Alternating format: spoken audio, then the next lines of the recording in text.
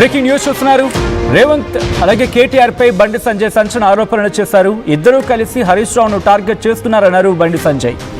అందుకే హరీష్ తో జాగ్రత్తగా ఉండాలని కేటీఆర్ కు సలహా ఇస్తాడు అంటూ చెప్పుకొచ్చారు బండి. కాళేశ్వరంలో హరీష్ పాత్ర ఉందని ఆ కేసు మాత్రమే తోడుతున్నారన్నారు బండి సంజయ్. కాళేశ్వరంలో జరిగిన స్కామ్ ఎంత? 1,00,000 కోట్ల లేదంటే 9,000 కోట్ల? కేటీఆర్ పై విచారణ ఏమైంది అంటూ కూడా ప్రశ్నలు సంధించడం జరుగుతోంది కేంద్ర మంత్రి బండి సంజయ్. హరీష్ కేటీఆర్కి మధ్య వీళ్ళిద్దరి మధ్య గ్యాప్ పెంచి కవితతో కేటీఆర్కు సంధి కుదర్చాలని రేవంత్ ప్రయత్నాలు చేస్తున్నారంటూ బండి సంజయ్ కీలక వ్యాఖ్యలు చేశారు. కాంగ్రెస్ బీఆర్ఎస్లో కాంప్రమైజ్ అయి politics చేస్తున్నాయన్నారు Bandi Sanjay. BRS BJP మధ్య పొత్తు ఉండదంటున్నారు ఆయన. రాకేష్ రెడ్డి చెప్పింది ఆయన సొంత అభిప్రాయం అంటూ చెప్పుకొచ్చారు బండి సంజయ్. ఈ నేపథ్యంలో కీలక వ్యాఖ్యలు చేశారు కేంద్ర మంత్రి బండి సంజయ్. అసలు ఇంతకీ బండి సంజయ్ ఏమన్నారు చూద్దాం, ఆ తర్వాత ఇన్ డీటెయిల్గా మాట్లాడుకుందాం. ఇప్పుడు గతంలో కూడా రాష్ట్ర ముఖ్యమంత్రి గారిని డిమాండ్ చేసిన మీరు సిబిఐ విచారణ కోరింది ఏంటి? ఫస్ట్ 1,00,000 కోట్ల కుంభకోణం జరిగింది, కాళేశ్వరం ప్రాజెక్టు మొత్తమే పెద్ద కుంభకోణం అని చెప్పి మా అధినాయకత్వం మేము విమర్శిస్తున్నాం. ఎన్నికల ముందు మీరు కూడా విమర్శించారు. కానీ ఇప్పుడు ఏమంటున్నారు? కాళేశ్వరం మొత్తము కుంభకోణం కాదు, కేవలము సుందిల్లా మేడిగడ్డ అన్నారు. ఈ 3 మాత్రమే విచారణ జరపాలి. దీని విలువ ఎంత? 9,000 కోట్లే. మీరు అడిగిన విచారణ కదే, కొండను తల్లి ఎక్కడ కూడా పట్టలే మీరు. దాని మీద ముఖ్యమంత్రి గారు మాట్లాడాలని చెప్పి మేము భారతీయ జనతా పార్టీ గతం నుంచి డిమాండ్ చేస్తున్నది. కాబట్టి ఇలా మా భుజం మీద పెట్టి మీరు కాల్స్తా అంటే మేము అమాయకులం కాదు. నేను మళ్ళీ అంటున్నా, మీకు చేత కాదా? నీకు పౌరుషం లేదా, రేషన్ లేదా, రోషన్ లేదా చెప్పు. నాతో కాదు, నాతో చేత కాదు. ఇదే ఫైనల్. ఈ 9,000 కోట్ల జాలీగా కాళేశ్వరం మొత్తం మంచి ప్రాజెక్టే, మిగతా అంతా చాలా మంచి ప్రాజెక్ట్ అని ఒప్పుకుంటే ఒప్పుకో. మరి నువ్వు విచారణ కోరిందాలని నీకే క్లారిటీ లేదు, రాష్ట్ర ప్రభుత్వానికే క్లారిటీ లేదు. మీకు దేనికి ఉపయోగపడుతుందంటే కేంద్రాన్ని విమర్శించడానికి మాత్రమే ఉపయోగపడుతున్నది.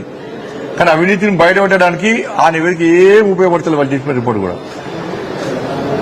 కానీ ప్రజలు అర్థం చేసుకోవాలి, ప్రజలు అందరూ అర్థం చేసుకున్నారు కూడా. కానీ ఈ ముఖ్యమంత్రి గారికి ఇప్పుడు బీఆర్ఎస్ పార్టీ, కాంగ్రెస్ పార్టీ ఒకటనే విషయం వాస్తవం. మీరు చూడండి, అసెంబ్లీ చూడండి, మైనింగ్ స్కామ్ జరిగింది అని బీఆర్ఎస్ అంటారు. అనగానే మరి 10 సంవత్సరాలు దిద్దామా అంటారు. ఇప్పుడు ఇంకో స్కామ్ అంటారు, మళ్ళీ 10 సంవత్సరాలు దిద్దామంటారు. అంటే మీరు 10 సంవత్సరాలు దోసుకున్నారు, మేము 2 సంవత్సరాలు దోసుకుంటున్నాము. మీరు అడగద్దు, మేము అడగాము. ఇది క్లారిటీ. 10 సంవత్సరాలు మీరు దోసుకున్నారు, 2 సంవత్సరాలు మేము దోసుకుంటాం, తప్పేంది అంటున్నారు కాంగ్రెస్ వాళ్ళు. తెలంగాణ సమాజం ఆలోచించాలి. దేని మీద విచారణ జరగరు, విచారణ అంతా వట్టిదే. ఇంతవరకు ఎన్ని విచారణ జరిపి 2 సంవత్సరాల ఎన్ని నివేదికలు వచ్చినాయి? కేసీఆర్ కుటుంబం మీద బీఆర్ఎస్ పార్టీ నాయకులు ఏం చర్యలు తీసుకున్నారో చెప్పాలి. ముఖ్యమంత్రి గారికి కేటీఆర్ గారి మీద ప్రేమ ఎక్కువ. ఈ మధ్య ఎక్కడైనా కేటీఆర్ గారిని విమర్శించిండ రాష్ట్ర ముఖ్యమంత్రి గారు? కాళేశ్వరం మీద ఉన్న శ్రద్ధ, కాళేశ్వరం మీద ఉన్నటువంటి శ్రద్ధ డ్రగ్స్ కేసు మీద ఎందుకు లేదు? ఈ ఫార్ములా మీద ఎందుకు లేదు? ఫామ్ హౌస్ కేసు మీద ఎందుకు లేదు? ఆ కరెంటు కొనుగోలు మీద నివేదిక వచ్చింది ఆల్రెడీ, దాని మీద ఎందుకు లేదు? మళ్ళా ముఖ్యమంత్రి గారు కేటీఆర్ అనేది సలహా ఇస్తారు. చూసారా, మీరు చాలాసార్లు సలహా ఇస్తున్నాడు. హరీష్ రావు పట్ల జాగ్రత్తగా ఉండు అంటున్నాడు. అంటే ఎంత అలర్ట్ చేస్తున్నాడు కేటీఆర్ గారు, ఎంత కాపాడే ప్రయత్నం చేస్తున్నాడు రాష్ట్ర ముఖ్యమంత్రి గారు. హరీష్ రావు విషయంలో అలర్ట్గా ఉండు అంటున్నాడు. అంటే కేటీఆర్ గారికి ఏ విధంగా నీడ లెక్క వివరిస్తున్నాడు. ఆయనకు రక్షణ కవచం, ఈయనకు రక్షణ కవచం. ఇక కేటీఆర్ అనే వ్యక్తి బండి సంజయ్ అంటే నా మీద మారుతారు. ఇంకా మీరు ఒకటి హరీష్ రావు గారి మీద కసి, ఆ కోపము కేటీఆర్ గారి మీద ఎందుకు తగ్గింది నీకు అంటున్నా. ఈ మధ్య రాష్ట్ర ఒప్పందం మీ ఇద్దరి మధ్యలో విమర్శలు ఎందుకు తగ్గించినావు? ఆరోపణలు ఎందుకు తగ్గించుకున్నావు? కేసులు ఏమైనాయి? ఓ ఈ ఫార్ములా కథం, కేసు ఏమైనా కేసు ఏమైంది నీది? Dust case. నేను మళ్ళీ అంటున్నా, అకున్ సబల్వాల్ గారి రిపోర్టు బయట పెట్టు నీకు దమ్ముంటే. నువ్వు కేటీఆర్ ఒక్కటి కాదు అనుకుంటే అకున్ సబల్వాల్ రిపోర్ట్ బయట పెట్టు. రిపోర్ట్ ఏమైంది?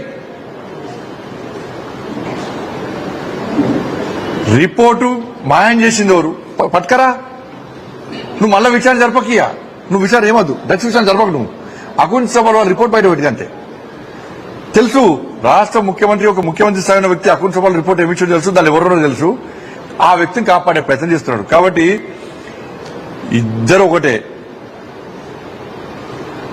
హరీష్ రావు గారిని టార్గెట్ చేస్తూ కేటీఆర్ కాపాడే ప్రయత్నం చేస్తున్నాడు. దీని ద్వారా ఏం చేస్తున్నాడంటే కేటీఆర్ ను కవితక్కని కలిపే ప్రయత్నం చేస్తున్నాడు. కానీ కవితక్క కలిసలేదు, పార్టీ అనౌన్స్ చేస్తున్నాడు. మరి ఈ శ్రద్ధ ముఖ్యమంత్రి గారికి ఉంది. ఎందుకంటే భవిష్యత్తులో బీఆర్ఎస్ కాంగ్రెస్ మనం కలిసి పోటీ చేద్దాం. హరీష్ రావు గారు ఒక్కటి పక్కకు పెడదాం, నువ్వు కవితక్క కలిసి ఉండండి, మనం కలిసి ఉందాం, మనం కలిసి పోటీ చేద్దామన్న ఆలోచన ముఖ్యమంత్రి గారిది. వీళ్ళు ఒక్కటై ఉంట బీజేపీ బీఆర్ఎస్ ఒకటి, బీజేపీ బీఆర్ఎస్ కరీంనగర్ కాంప్రమైజ్ ఎవరు? మీరిద్దరు కదా. కాబట్టి వీళ్ళు ఇద్దరు కలిసి ఉంటారు. రేవంత్ రెడ్డి గారికి కేటీఆర్ గారికి మధ్య రహస్య ఒప్పందం ఏందో అందరికి తెలుసు. అది బయటపడాల్సిన బాధ్యత వీళ్ళిద్దరి మీద ఉంది. Right, interesting discussion, interesting point తెర మీద తీసుకొచ్చారు కేంద్ర మంత్రి బండి సంజయ్. కేటీఆర్కు అలాగే రేవంత్ రెడ్డికి మధ్య ఉన్న రహస్య ఒప్పందం ఏంటి అంటూ కూడా క్వశ్చన్ తెర మీద తీసుకురావడం జరుగుతోంది.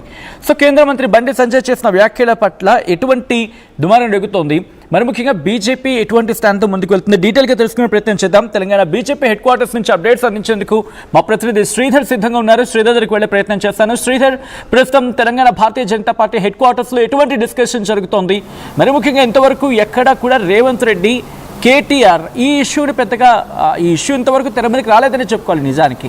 బట్ కేంద్ర మంత్రి బండి సంజయ్ మాత్రం కీలక వ్యాఖ్యలు చేస్తున్నారు. ఇటు కేటీఆర్ని విమర్శించడం లేదు రేవంత్ రెడ్డి, ఏదో కుమ్మక్కయ్యారు అనే అర్థం వచ్చిన భావం వచ్చిన మాట్లాడుతున్నారు. వాళ్ళిద్దరికీ మధ్య ఉన్న అంటే ఇక్కడ వాళ్ళిద్దరికీ అంటే హరీష్ను పక్కన పెట్టి వీళ్ళిద్దరు కూడా దగ్గరయ్యే ప్రయత్నం జరుగుతోంది అని అర్థం వచ్చేలాగా ఈ క్రమంలో ఈ ఫార్ములా చేసుకోవచ్చు వీటన్నిటిని. అసలు ఏం జరుగుతోంది తెలంగాణ భారతీయ జనతా పార్టీ హెడ్ క్వార్టర్స్లో ఎటువంటి డిస్కషన్ ఉంది? వచ్చినట్టు బండి సంజయ్ చేసినటువంటి ఆరోపణలు ఏవైతుంటే అటు ముఖ్యమంత్రి రేవంత్ రెడ్డికి మధ్య ఉన్నటువంటి అటు ముఖ్యమంత్రి రేవంత్ రెడ్డి కేటీఆర్కు ఉన్నటువంటి రహస్య ఒప్పందం పైన బీజేపీ నేతల్లో డెఫినెట్గా రాజకీయంగా చర్చ జరుగుతుంది. ఎందుకంటే ఒక కాళేశ్వరం తప్ప మిగతా కేసులు అంటే బీఆర్ఎస్ దాదాపుగా 9.5 ఏళ్ళు రాష్ట్రాన్ని పాలించింది అని అందులో అనేక కేసులు ఉన్నాయి. కాళేశ్వరం ఒక్కదాని మీదనే కూడా అటు సిబిఐకి కేవలం